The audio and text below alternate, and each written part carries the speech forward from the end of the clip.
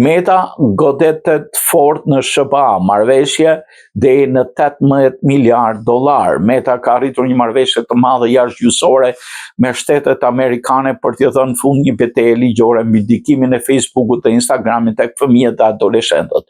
Marrëveshja që duhet të miratohet në gjykata federale parashikon pakesa deri në 18 miliard dollar dhe kufizime të reja për përdorësit e mitur. Sipas marrëveshjes, Meta do të paguajë fillimisht 12.7 miliard dollar për programe që synojnë sigurinë e të rinjve në internet.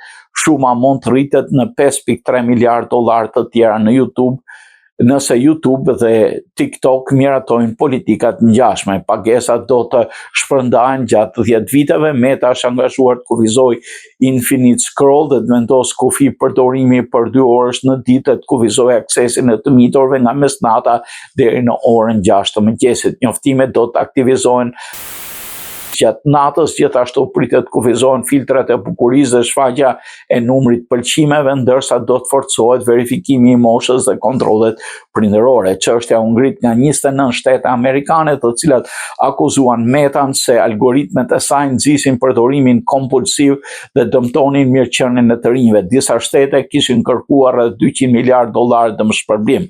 Meta nuk ka pranuar fajësi dhe vazhdon të kundërshtojë pretendimet se platformat e saj shkaktojnë varësi.